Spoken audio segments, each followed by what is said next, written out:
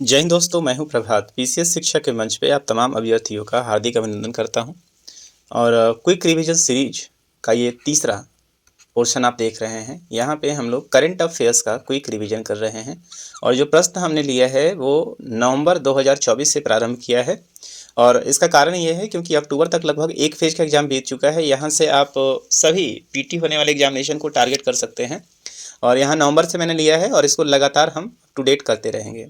तो इसके संदर्भ में ये तीसरा वीडियो है। इसके पहले हम लोगों ने लगभग 100 प्रश्नों का डिस्कशन कर लिया है। तो यदि आपने पीछे का वीडियो नहीं देखा है तो ज़रूर देख लें। टॉप मोस्ट क्वेश्चन जो है हम लोगों ने वहाँ पे देखा है।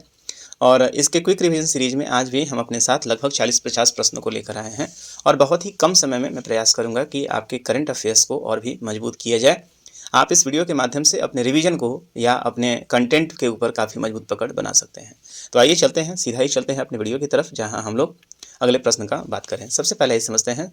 मेरा प्रश्न है यहाँ पे 16वां जो इंडिया गेम डेवलपर सम्मेलन कहाँ पे हुआ है। तो इंडिया में ही अब गेमिंग का आपको पता है कि बड़े स्तर पे भारत में सबसे बड़ा इंटरनेट यूजर है और बच्चे गेम की तरफ आकर्षित होते हैं। तो यहाँ पे अब चाइनीज जो ज़्यादा लोग गेम खेलते हैं उसका एक अल्टरनेट ऑप्शन प्रदान किया जा रहा है। तो इसका सही उत्तर हो जाएगा हैदराबाद।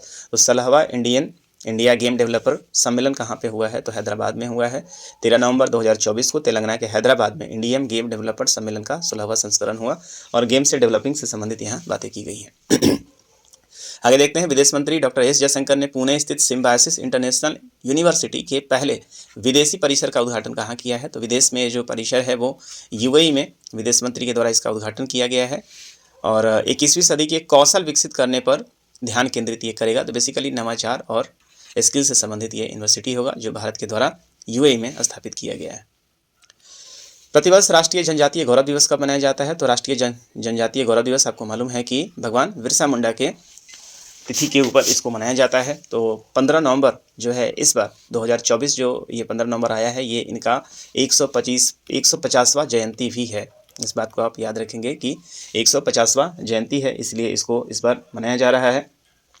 और बिरसा मुंडा का जो है इसके द्वारा स्वतंत्रता आंदोलन के समय मुंडा विद्रोह जो सबसे इम्पोर्टेंट है, स्वतंत्र भारत में काफ़ी बड़ा इनका योगदान है और जनजातीय विद्रोह के ये अग्रणी नेता माने जाते हैं। तो इस बात को याद रखिएगा। यह दिन आदिवासी नेता स्वतंत्रता सेनानी भगवान बिरसा मुंडा का जयंती है और उनकी विरासत आज भी प्रेरणा का स्रोत है। तो इसी रूप से इसके लिए 13 नवंबर को एक विशेष कार्यक्रम का आयोजन भी किया जाता है। तो प्रश्न है हमारा, प्रतिवर्ष राष्ट्रीय जनजातीय गौरव दिवस कब मनाया जाता है। तो 15 नवंबर को मनाया जाता है, इस बात को याद रखिएगा। प्रधानमंत्री नरेंद्र मोदी पहले बोडोलैंड महोत्सव का उद्घाटन कहाँ किया है। तो बोडोलैंड महोत्सव जो है वो कहाँ पे हुआ है। तो नई दिल्ली में। बोडोलैंड से कंफ्यूज नहीं कीजिएगा कि ये नागालैंड में हुआ है। तो सिर्फ महोत्सव हुआ है। तो महोत्सव 15 से 16 नवंबर को आयोजित किया गया था और ये नई दिल्ली में ही एशियाई इंदिरा गांधी खेल परिसर में पहले बोडोलैंड महोत्सव का उद्घाटन किया गया है। और इसका जो विषय था वो है समृद्ध भारत के लिए शांति और सद्भाव। इसको याद रखेंगे। अमरावती कैपिटल प्रोजेक्ट के लिए 13,500 करोड़ के ऋण का समझौता किस संस्था के साथ हुआ है। तो आपको पता है कि आंध्र प्रदेश का जब विभाजन हुआ है तो इसको दो भागों में बांट दिया गया। एक तरफ आपका बना है तेलंगाना और दूसरी तरफ बना है आपका क्या है, आंध्र प्रदेश।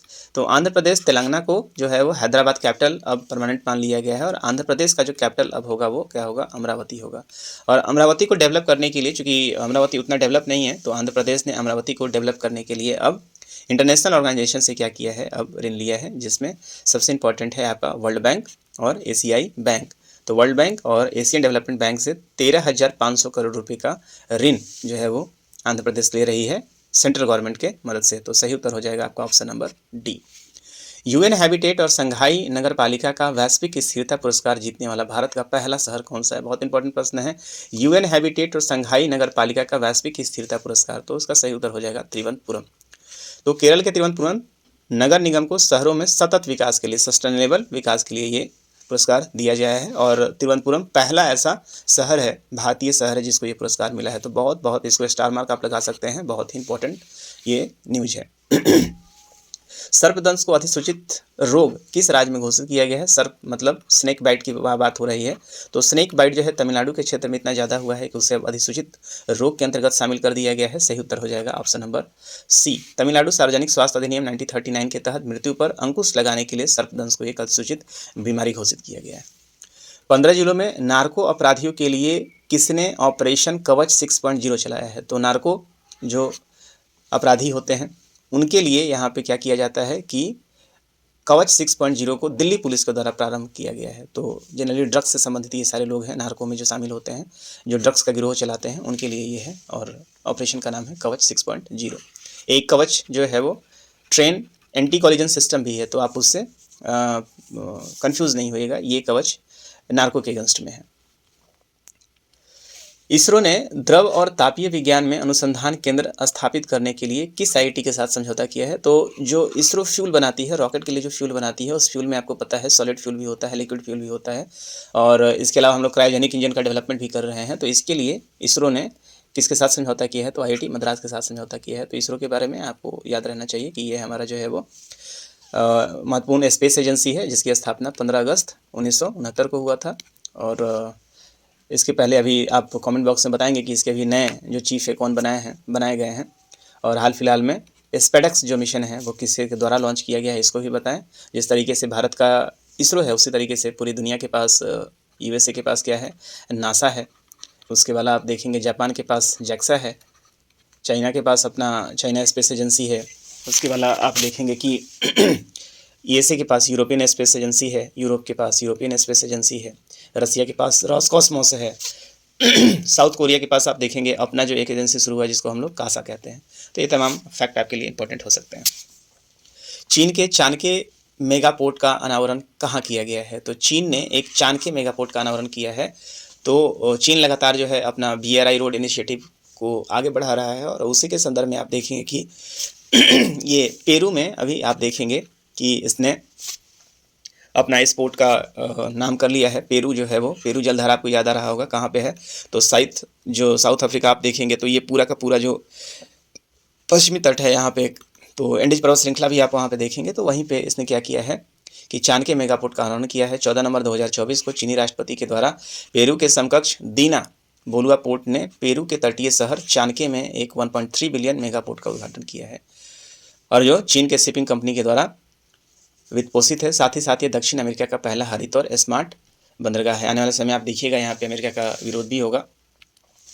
RBI ने किसे DSIB के रूप में नामित किया है? बहुत इंपॉर्टेंट है, हालांकि ये रिपोर्ट हमेशा ही आता है, लेकिन DSIB टर्म क्या है इसको आपको जान लेने की ज़रूरत है आपको। तो DSIB का जो फुल फॉर्म होता है उसको कहते हैं डोमेस्टिक सिस्टमैटिक इम्पॉर्टेंट बैंक्स। तो ये एक ऐसे बैंक हैं जो RBI के द्वारा रिपोर्ट जारी किया जाता है कि डोमेस्टिक सिस्टमैटिक इंपॉर्टेंट बैंक्स, ये इस तरीके के बैंक हैं, इतने बड़े बैंक हैं। इसके लिए कुछ क्राइटेरिया होता है। वो क्राइटेरिया पहले क्या होता है कि इनका जो पूरा का पूरा जो पूंजी होना चाहिए, जो लोन देने की क्षमता होती है, वो इतनी होती है कि भारत के GDP, जो हमारे देश का GDP है, उस GDP के 2% से ज़्यादा इनके पास क्या है, लोन कैपेसिटी होती है। तो इस तरह के बैंक, और वो इतने बड़े बैंक कहते हैं, इन बैंकों को टू बिग टू फेल भी कहा जाता है। ये इस तरह के बैंक हैं जो यदि फेल हो जाएं तो भारत की अर्थव्यवस्था जो है पूरी तरीके से ध्वस्त हो जाएगी। तो ऐसे में इन बैंकों को शामिल किया गया है। और इस बैंक में कौन कौन से शामिल हैं? तो स्टेट बैंक है, HDFC है और ICICI बैंक है। तो इसको याद रखेंगे। और इस तरह की रिपोर्ट को आप देखें, RBI 2015 में भी, 2015 में SBI था, 2016 में ICICI बैंक आया, 2017 में HDFC बैंक के रूप में पहचाना गया था। और इस बार की जो रिपोर्ट है आप देखेंगे कि लगातार ये तीनों बैंक अपने उस श्रेणी में बने हुए हैं, मतलब इनका लगातार प्रदर्शन जो है वो जारी है, बेहतर प्रदर्शन। तो उत्तर हो जाएगा ऑप्शन डी। विश्व बैंक ने किस राज्य की केरा परियोजना के लिए 2365 करोड़ रुपए की मंजूरी दी है? तो ये केरा मतलब केरल, तो सही उत्तर हो जाएगा आपका केरल। और विश्व बैंक ने केरल में जलवायु लचीली कृषि मूल्य श्रृंखला मतलब आधुनिकीकरण, कृषि के आधुनिकीकरण के लिए ये है, बस इतना आप याद रखें। नेक्स्ट है नो योर मेडिसिन ऐप किसने लॉन्च किया है? तो नो योर मेडिसिन जो ऐप है, ये ऐप विशेषता किस चीज़ के लिए लॉन्च किया गया है? तो खिलाड़ियों के लिए। आपको पता है कि दुनिया भर में सबसे ज़्यादा कोई डोपिंग में खिलाड़ी फंसता है तो भारत के खिलाड़ी हैं, और इसका सबसे बड़ा कारण यह है कि भारत ऐसा नहीं है कि जानबूझ के करता है, तो भारतीय खिलाड़ी को इसके बारे में जानकारी नहीं है। तो इसके लिए अवेयर करने के लिए भारत की तरफ से जो नाडा है, जो एंटी डोपिंग एजेंसी है, नेशनल एंटी डोपिंग एजेंसी है, उसके द्वारा इस ऐप को लॉन्च किया गया है। Know your medicine app launch किया गया है ताकि आप ऐसे डोपिंग से बच जाएं और आप इंटरनेशनल लेवल पे खेल से वंचित नहीं रहें। तो सही उत्तर हो जाएगा आपका नाडा, राष्ट्रीय डोपिंग रोधी एजेंसी, जिसको हम लोग नाडा कहते हैं, national anti doping agency. Walt Disney media ने किस समूह के साथ विलय कर लिया है? तो आपको पता है कि वॉल्ट डिज्नी एक मीडिया प्लेटफॉर्म था जिसका हाल फिलहाल में विलय किसके साथ हो गया है? तो रिलायंस ने इसको खरीद लिया है। तो वर्ल्ट डिज्नी ने अपने भारतीय मीडिया संपत्ति को 8.5 बिलियन में खरीद लिया है और इसके साथ विलय हो गया। रणजी ट्रॉफी के 90 साल पुराने इतिहास में 606 रनों की सबसे बड़ी साझेदारी का रिकॉर्ड बनाने वाले कश्यप और स्नेहल का संबंध किस राज्य में है? तो क्रिकेट के फील्ड से ये खबर आ रहा है, बहुत ही इंपॉर्टेंट खबर है। कारण इसका ये है कि इन दो खिलाड़ियों को जो आप देख रहे हैं ये गोवा के खिलाड़ी हैं और इन्होंने रणजी मैच के दौरान एक अद्भुत रिकॉर्ड बनाया और 90 साल पुराने इतिहास में अब सबसे बड़ी साझेदारी हो गई है इसकी। और साझेदारी इसलिए हो गई है क्योंकि इन दोनों ही खिलाड़ियों ने 606 रनों का मतलब नॉट आउट रहते हुए साझेदारी किया है और तीनों ने क्या है ट्रिपल सेंचुरी लगाया है। तो 316 रन पे ये नाबाद रहे हैं और 300 रन पे ये नाबाद आपको रहे हैं। तो दोनों ही खिलाड़ी ने ट्रिपल सेंचुरी बनाया है और एक इतिहास इसके पहले आपको याद आ रहा होगा। तो इस तरह की साझेदारी जो है वो विनोद कांबली और सचिन तेंदुलकर के द्वारा किया गया था, लेकिन अब ये सबसे बड़ा रिकॉर्ड बन गया है। तो सही उत्तर हो जाएगा कहाँ के बैट्समैन है, तो ये गोवा के बैट्समैन है और रणजी ट्रॉफी के दौरान लगाया गया था, इसलिए ये चर्चे में है। यूनेस्को ने किस राज्य के 24 तटीय गांवों को सुनामी के लिए तैयार रूप में मान्यता दी है? तो मतलब कहने का मतलब यह है कि कौन सा ऐसा राज्य है जो मुख्य रूप से सुनामी से पूरी तरीके से अपने आप को सुरक्षित करने के लिए सारे प्रिकॉशंस को बरतता है। तो ये जो अवार्ड है वो उड़ीसा को दिया गया है। उड़ीसा 24 तटीय गांवों को यूनेस्को के अंतर सरकारी समुद्र विज्ञान आयोग ने सुनामी के लिए तैयार गांवों की मतलब इनकी तैयारी जो है पूरी तरीके से संपन्न है। यदि इस तरह का कोई भी चीज़ होता है तो ये इसको टैकल कर सकते हैं। और ये जो गांव है इनका बालासोर, भद्रक, केंद्रपाड़ा, तो आपको पता है कि जो केंद्र है वो एक उड़ीसा जो है वो आपका तटीय प्रदेश है और यहाँ तैयारी जो है वो अच्छी है। सुपर टाइफून मैन ई से किस देश के 6.5 लाख से ज़्यादा नागरिक विस्थापित हो गए हैं? तो ये टाइफून है और टाइफून कहाँ आया था मैन ई? तो ये टाइफून जो है वो फिलीपींस में है, साउथ चाइना का सी का एरिया है और यहाँ पे काफ़ी तेज़ टाइफून था और इतना ये तेज़ टाइफून है जिसके कारण लगभग 6,50,000 लोग को अपना घर छोड़ना पड़ गया है। क्लाइमेट ट्रेस की रिपोर्ट के अनुसार सर्वाधिक ग्रीन हाउस गैस उत्सर्जक शहर कौन है? तो क्लाइमेट ट्रैक्स ने एक रिपोर्ट जारी किया है और इस रिपोर्ट के माध्यम से बताया है कि सबसे पहले स्थान पे जो है वो चाइना है, जो सबसे ज़्यादा क्या करता है वो ग्रीन हाउस गैस जो है वो, जिसको ग्रीन हाउस गैस GHG कहते हैं, सबसे ज़्यादा इमिशन करता है। तो चाइना यहाँ पे टॉप पे बना हुआ है। चाइना के शहर संघाई है और उसके बाद जो है वो जापान का कौन सा है वो टोक्यो है और तीसरे नंबर पे जो है वो क्या है आपका न्यूयॉर्क है और ह्यूस्टन है। तो इसको याद रखेंगे, ये ऐसे देश हैं जो ये ऐसे शहर है जहाँ पे सबसे ज़्यादा क्या है ग्रीन इमिशन होता है। और ये किसका रिपोर्ट है? तो क्लाइमेट ट्रैक्स की रिपोर्ट है। महारानी एलिजाबेथ के बाद किस देश ने प्रधानमंत्री नरेंद्र मोदी को अपना GCON पुरस्कार से सम्मानित किया है? तो GCON जो है वो आपका ग्रैंड कॉलर, इसको जो फुल फॉर्म के रूप में आप देखेंगे तो grand commander of the order of the niger, जिसको GCN कहते हैं। तो हाल फिलहाल में प्रधानमंत्री अभी पश्चिम के दौरे पे निकले हुए थे। इसके दौरान इन्होंने कई देशों ने भारत के PM को सम्मानित किया है, उसमें से एक नाइजीरिया है और प्रधानमंत्री को ये अपने अवार्ड के श्रेणी में 17 अवार्ड दिया है और 17 अवार्ड किसके द्वारा दिया गया है? तो नाइजीरिया ने दिया है। और इस बात को आप इस बात से ही समझ सकते हैं कि नाइजीरिया इससे पहले केवल ब्रिटेन के महारानी को 1969 में इस तरह का सम्मान नाइजीरिया ने दिया था। तो ये इसलिए भी है क्योंकि भारत ने हाल फिलहाल में G20 सम्मेलन के दौरान यूरोपीय जो अफ्रीकन यूनियन है उसको शामिल भी कराया था। तो उसके प्रति सारे अफ्रीकन का जो कंट्री हैं प्रधानमंत्री का आभार व्यक्त कर रहे हैं। और इससे आप देखेंगे कि जो जियो पॉलिटिक्स है उसके अंतर्गत भारत जो है वो काफ़ी मजबूती से आगे बढ़ रहा है और मजबूती से अफ्रीका में अपनी पहुंच को बना रहा है। तो सही उत्तर हो जाएगा आपका नाइजीरिया। और ये भी याद कीजिएगा प्रधानमंत्री का ये 17वां अंतर्राष्ट्रीय पुरस्कार है और जिस समय ये वीडियो रिकॉर्ड कर रहा हूँ तब तक ये 20 अंतर्राष्ट्रीय रिकॉर्ड हमारे हो चुके हैं जो प्रधानमंत्री को मिला है। नेपाल ने भारत के माध्यम से किसी पहली बार बिजली का निर्यात किया है? तो नेपाल ने भारत के माध्यम से कैसे किया है? तो जरा आप देखें यहाँ पे, जैसे ये नेपाल का एरिया है और नेपाल जो है वो किसको देना चाह रहा है? तो ये बांग्लादेश को बिजली देना चाह रहा है। तो बिहार के मुजफ्फरपुर से होते हुए एक ट्रांसमिशन लाइन दिया गया है जो नेपाल से आता है। तो नेपाल से होते हुए बिहार का जो मुजफ्फरपुर का एरिया है वहाँ से ट्रांसमिशन लाइन कहाँ जा रहा है? बांग्लादेश में जा रहा है और ये 40 मेगावाट का ट्रांसमिशन लाइन है जो मुख्यतः नेपाल बेच रहा है। तो नेपाल भारत के माध्यम से किसको बिजली दे रहा है? बांग्लादेश को बिजली दे रहा है। और ये धाल केवर मुजफ्फरपुर ट्रांसमिशन लाइन है जिसके माध्यम से 400 kV जो बिजली है पहुँचाया जा रहा है। सही उत्तर हो जाएगा बांग्लादेश। विश्व का पहला high altitude para sports centre कहाँ खोला जा रहा है? तो ये लद्दाख में खोला जा रहा है और आने वाले समय से आपको देखेंगे कि आपको लगातार 2028 में पैरा ओलंपिक के लिए भारतीय पैरा एथलीट यहाँ प्रशिक्षित भी होंगे। राष्ट्रीय प्रेस दिवस 2024 कब मनाया गया है? तो सही उत्तर हो जाएगा 16 नवंबर। 16 नवंबर को राष्ट्रीय प्रेस दिवस मनाया जाता है जो हमारे समाज के लिए एक स्वतंत्र और जिम्मेदार प्रेस की आवश्यक भूमिका पर काम करता है। और इस वर्ष का जो थीम रहा है तो वो प्रेस की बदलती प्रकृति रहा है। लीड्स इंटरनेशनल फिल्म फेस्टिवल में सर्वश्रेष्ठ फिल्म के पुरस्कार के विजेता द फेबल का फिल्म का संबंध किससे है? तो याद रखेंगे इसका संबंध जो है मनोज वाजपेयी, जो कि काफ़ी प्रसिद्ध एक्टर हैं। मनोज वाजपेयी की बहुचर्चित फिल्म है जिस फिल्म को द फेबल के नाम से जाना जाता है। 38वां लीड्स पुरस्कार था जिसमें इनको ये सम्मानित किया गया है और विश्व स्तरीय था ये। तो विश्व स्तर पर क्रांतिकारी सिनेमा के लिए ये सम्मान दिया जाता है। चर्चा में रहा वाई भारत मैटर्स, बहुत इंपॉर्टेंट है। वाई भारत मैटर्स जो है ये किताब खुद विदेश मंत्री के द्वारा इसको लॉन्च किया गया है। तो एस जयशंकर के द्वारा ये किताब जो है वो लॉन्च किया गया था और मोहम्मद बिन राशिद लाइब्रेरी में अपनी नई किताब को इन्होंने लॉन्च किया है। और कहाँ लॉन्च किया है? तो ये याद रखिएगा, दुबई में इन्होंने लॉन्च किया है।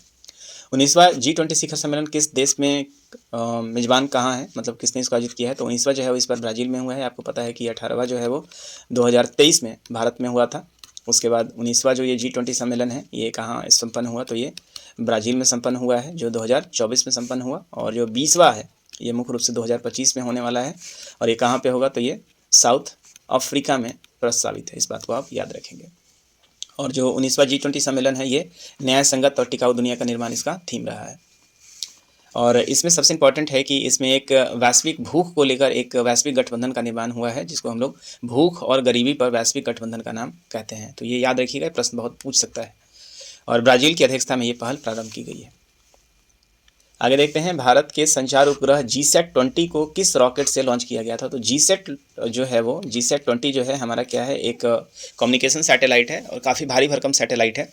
तो इस सैटेलाइट का जो वजन है मुख्य रूप से 47 kg से ज़्यादा है, मतलब 4000 टन से ज़्यादा है। और हमारे पास जितने भी जो लॉन्चर हैं वो लॉन्चर लगभग 4000 टन तक का ही भार उठाते हैं। यही कारण है कि हमारा PSLV या GSLV से इसको लॉन्च नहीं किया गया है। और भारत ने इसके लिए किसका सहारा लिया है? तो SpaceX का सहारा लिया है। और SpaceX का जो सबसे भारी भरकम रॉकेट है जिसको फाल्कन 9 कहते हैं, तो इसके माध्यम से भारत ने अपने इस रॉकेट को लॉन्च किया है। तो सही उत्तर हो जाएगा GSAT-20 किससे लॉन्च किया है? तो फाल्कन 9 रॉकेट से इसको लॉन्च किया गया है और वो भी SpaceX का है ये, और अमेरिका के केप कार्निवल से इसको लॉन्च किया गया है। चलिए आगे देखते हैं। DRDO ने पहली लंबी दूरी का हाइपरसोनिक मिसाइल जो है वो कहाँ परीक्षण किया है? तो अभी DRDO ने एक सफलता हासिल कर ली। भारत के पास इसके पहले हाइपरसोनिक मिसाइल का कोई टेस्ट फायर भारत ने नहीं किया था और अब भारत ने इसको भी संपन्न कर दिया है। और ये भारत का पहला हाइपरसोनिक मिसाइल टेस्ट था। तो अब भारत उन दुनिया में शामिल हो गया है जहाँ जिसके पास अपना हाइपरसोनिक मिसाइल भी है।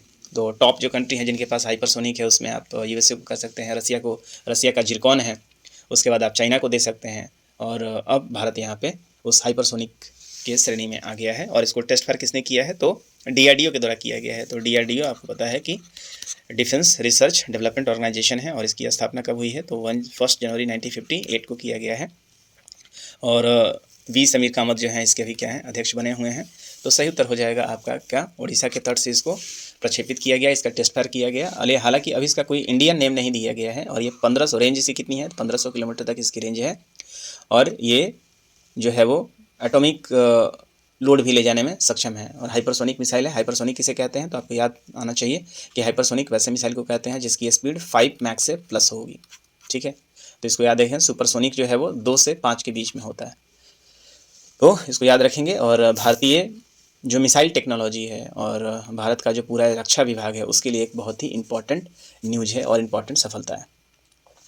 विक्टोरिया केजर ने किस देश के लिए पहला मिस यूनिवर्स 2024 का खिताब जीत लिया है? तो आपको पता है 73वीं मिस यूनिवर्स का इस बार आयोजन किया गया था और मैक्सिको में ये आयोजन किया गया था। और पहली बार आप देखेंगे कि डेनमार्क की ये जो सुंदरी आपको दिख रही है जिनका नाम है विक्टोरिया केजर, इन्होंने इस बार इसको जीत लिया है। तो इस बार देश की ऐसा करने वाली विक्टोरिया केजर जो है वो डेनमार्क से पहली ऐसी महिला हैं या पहली ऐसी ये लड़की हैं जिनको ये अवार्ड दिया गया है। तो प्रथम उप विजेता जो रही हैं चिडिम्बा एडेत्सिना नाइजीरिया की हैं। तो बस आप इतना याद रखिएगा कि विक्टोरिया केजर कौन है। तो ये इस बार मिस यूनिवर्स बनी है। और मिस यूनिवर्स कहाँ से हैं ये? तो ये डेनमार्क की हैं ये। और डेनमार्क इस तरह का प्राइज़ जीतने वाला वो पहला, डेनमार्क की तरफ से ये पहली हैं जिन्होंने मिस यूनिवर्स का खिताब जीता है। इंटरपोल का नया महासचिव किसे नियुक्त किया गया है? तो सही उत्तर हो जाएगा वाल्डेसी उर्किजा। इंटरपोल क्या है? तो इंटरनेशनल क्रिमिनल पुलिस ऑर्गेनाइजेशन। इसको याद रखेंगे। इसको दुनिया के पुलिस का खिताब मिलता है। इसके साथ पूरे दुनिया भर के पुलिस का एक लाइजन होता है और इसका मुख्य रूप से पूरे विश्व स्तर पे यदि कोई क्राइम होता है इसको रोकने में इसका महत्वपूर्ण योगदान होता है। आप देखेंगे इसकी स्थापना कब हुई थी, तो 7 सितंबर 1923 को इसका स्थापना किया गया था और ऑलमोस्ट 100 से भी ज़्यादा वर्ष इसको हो गया है, जिसका हेडक्वार्टर लियोन फ्रांस में है। तो इसको याद रखेंगे। वाल्डेसी उर्किजा जो है इसके क्या बने हैं, अध्यक्ष बने हैं। ऑस्ट्रेलिया के वोलोंगोंग विश्वविद्यालय ने अपना पहला नया परिसर कहाँ खोला है, तो भारत में अब अलाउ कर दिया गया है कि विदेशों के विश्वविद्यालय खोले जाएंगे। और इसी संदर्भ में आप देखेंगे कि गुजरात के गिफ्ट सिटी में ऑस्ट्रेलिया का एक पॉपुलर यूनिवर्सिटी है जिसको खोला गया है, जिसका नाम क्या है, UOW अर्थात यूनिवर्सिटी ऑफ वोंगलोंग ऑस्ट्रेलिया। तो सही उत्तर हो जाएगा आपका गुजरात। विश्व का सबसे बड़ा मूंगा कहाँ खोजा गया है, तो मूंगा जो है आपको पता है कोरल रीफ जिसको कहते हैं। तो समुद्र के नीचे ये जो एक कैल्शियम वाले जीव होते हैं जो मरने के बाद एक तरह की आकृति धारण कर लेते हैं, तो उनका एक पूरा आकृति बन जाता है जिसको हम लोग रीफ कहते हैं। तो सोलोमन द्वीप के ऊपर, सोलोमन द्वीप कहाँ है आगे पढ़ेंगे, तो सोलोमन द्वीप में ये विश्व का सबसे बड़ा मूंगा खोजा गया है और 300 साल ये पुराना मूंगा नजर आ रहा है। यदि आप देखेंगे तो ऐसा लगता है पानी के नीचे जो है गिरजाघर है, इस तरह का जो है क्या है, कोरल रीफ दिखता है। The world largest stand alone coral has been discovered off the coast of Solomon island. तो सोलोमन आइलैंड का है, मैप के माध्यम से देखें, ये देखें, ये आपको सोलोमन आइलैंड दिख रहा है, ये पैसिफिक ओशन में है। आप देखेंगे ऑस्ट्रेलिया, और ऑस्ट्रेलिया के नॉर्थ में यदि आप जाएंगे तो यहाँ पे पूरा जो है ये एरिया आपको दिखेगा और ये 100 आइलैंड का पूरा एक समूह है जिसको हम लोग सोलोमन आइलैंड देख रहे हैं। ऊपर में आप देख रहे हैं पपुआ न्यू गिनी आपको दिख रहा है और ये पूरा जो है वो सोलोमन आइलैंड है और यहीं पे आपको सोलोमन सी भी नज़र आ रहा है। तो याद रखेंगे, सही उत्तर हो जाएगा आपका सोलोमन आइलैंड। कहाँ पे है इसका, तो पैसिफिक ओशन में इसकी स्थिति है। केंद्र सरकार ने यूनिकॉर्न तकनीक विकसित करने के लिए किस देश के साथ समझौता किया है, तो ये जापान के साथ जो है भारत ने इस बार समझौता किया है। चर्चा में रहे ऑपरेशन द्रोणगिरी किसने लॉन्च किया है, तो ऑपरेशन द्रोणगिरी जो है वो विज्ञान और प्रौद्योगिकी विभाग के द्वारा लॉन्च किया गया है, जिसका मुख्य रूप से आपको ये जो अपना समझौता है वो IIT दिल्ली के साथ मिलकर नवाचारों को ये आगे बढ़ाएगा। अगले प्रश्न की तरफ, भारत का 56वां बाघ अभ्यारण्य किसे किया गया है, तो इसके बारे में मैंने PD में भी कवर किया था। सही उत्तर हो जाएगा गुरु घासीदास तिमोर पिंगला है और कहाँ पे है वो, छत्तीसगढ़ में। भारत के नियंत्रक महालेखा परीक्षक, इसके बारे में भी मैंने कवर किया था PD में। तो कैग जो है वो बड़े लंबे समय से गिरीश चंद्र मुर्मू जो है वो लगे हुए थे और 2020 से जो है वो CAG नियुक्त किए गए थे। अब उनके बदले में किनको ला दिया गया है, के संजय मूर्ति को ला दिया गया है। कैग जो है वो आपको पता है कि कंपेट्रोलर ऑडिटर जनरल है और इनका मुख्य रूप से जो मूल काम होता है कि ऑडिट करना। तो इसके बारे में मुख्य रूप से हमने विशेष रूप से चर्चा कर लिया है, तो यहाँ पे ज़्यादा चर्चा नहीं करेंगे, सिर्फ नाम याद रखिए, के संजय मूर्ति। गरीबी और भूख से लड़ने के लिए वैश्विक गठबंधन कहाँ लॉन्च हुआ, तो अभी मैंने आपको बताया था कि G20 जो सम्मेलन था 19वां सम्मेलन था जो कि ब्राज़ील में हुआ था। यहाँ पे पहली बार आप देखेंगे कि भूख के लिए एक गठबंधन बनाया गया है, तो ब्राज़ील के सहयोग से इसको बनाया गया है। NSG का 10वां आतंकवाद रोधी अभ्यास अग्नि परीक्षा कहाँ शुरू हुआ है, तो ये NSG का है, नेशनल सिक्योरिटी गार्ड जिसको कहते हैं, तो उसके माध्यम से हरियाणा में इसको आयोजित किया गया था। दक्षिण एशिया का सबसे बड़ा समुद्री विचार नेतृत्व शिखर सम्मेलन सागर मंथन कहाँ आयोजित किया गया है, तो दक्षिण एशिया का सबसे बड़ा ये आप देखेंगे कि विचार नेतृत्व सम्मेलन जो है वो नई दिल्ली में आयोजित किया गया है। नाम क्या है, सागर मंथन। 19 नवंबर को मनाया गया नेशनल इंटीग्रेशन डे 2024 का संबंध किससे है, तो ये इंदिरा गांधी से संबंधित है और 19 नवंबर को इसको मनाया जाता है। इसे कौमी एकता दिवस के नाम से भी जानते हैं। भारत की पहली महिला प्रधानमंत्री इंदिरा गांधी का ये जयंती का भी प्रतीक है। तो इसके साथ ही आज हम लोगों ने आधे घंटे से कम समय में भी एक लंबा, आपने देखा है कि काफ़ी सारे प्रश्नों को हमने यहाँ पे डील कर लिया है। तो इस सीरीज़ में, क्विक सीरीज़ में इतना ही रखते हैं। अगले सीरीज़ में आप देखेंगे तो नवंबर दिसंबर के प्रश्न जो है समाप्त हो जाएगा और उसके बाद हम लोग दिसंबर से जनवरी के बीच विभिन्न मैगजीन से प्रश्नों को स्टार्ट करेंगे। तो आज के लिए इतना ही रहने देते हैं, फिर आपसे मिलेंगे अगले वीडियो के लिए। तब तक अपनी तैयारी को धार देते रहिए और इस वीडियो के माध्यम से आप बहुत कम समय में जो हमारे पास जितने भी अच्छे मैगजीन हैं उसके प्रश्न को मैं आपके सामने लेकर आ रहा हूँ, आप उसको रिवीजन कर सकते हैं। तो इस चैनल को लगातार आगे बढ़ाते रहिए, सब्सक्राइब कीजिए और इसको अपने ग्रुप में लगातार शेयर करते रहिए। तब तक के लिए जय हिंद।